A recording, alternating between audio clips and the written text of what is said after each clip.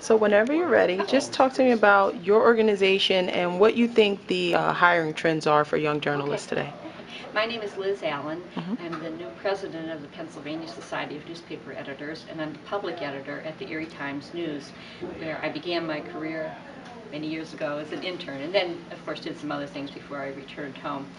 In terms of what the trends are in hiring, I think things are starting to look better. We've had 2 hires in recent months. Both of those people came from other papers. One was a younger person, and one was someone who was more of a career journalist who I think was looking for a new opportunity.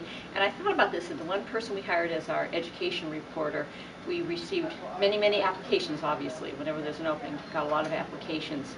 He was working in New York State. His hometown is Erie. And when he came into Erie for a visit, he called and said, "Can I stop by?" He called me. I'm no longer involved in the hiring process. I used to be. Work on training and hiring and development, especially of interns. But when he came in and introduced himself, he said he knew that we were busy and he just wanted to make sure that we could put a name with a face.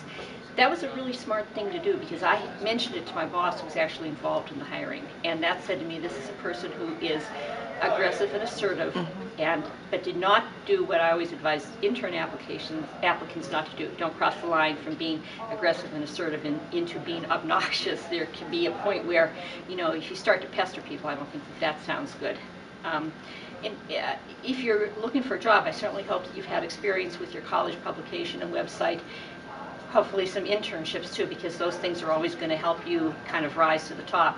I have a couple of examples of that. I was looking at some winners that we have who will be getting awards tomorrow at the Keystone Awards banquet. And one of the winners I recognized because he worked on his college newspaper, and I believe he got first place in investigative reporting. Another of the winners actually worked on our teen journalism program, later became an intern, and she got an investigative reporting award at a different newspaper. I was very excited to see names that I recognized from. What a great opportunity this is for our online interns because of that networking component. I was in line for lunch before the AP lunch today, and one of the editors from a Pennsylvania newspaper said to me, "Hey, we got a resume from somebody who had interned at your newspaper.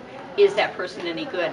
And I just thought that is so important because of the competition out there for jobs, to be able to do an internship, make a good impression, so that you run into somebody, they have an opening, and maybe they remember that name too.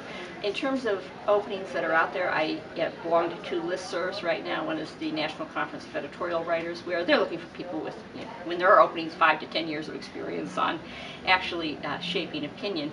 But I do see jobs being listed there, which I think is a very good sign. If you have an opinion, you obviously have a strong news organization. You want to make sure that you still are an opinion maker and shaper in your community. I also see a lot of jobs out there for copy editors, whether it may not necessarily be in a news organization, but sometimes people who have special skills, special needs for specialty type of publications, and also page designers. So those are my tips, and good luck to everybody who's out there looking for a job. We need your youth and your excitement and enthusiasm, and obviously your skills and your ability to teach us as we go forward as to how we continue to do our job as journalists.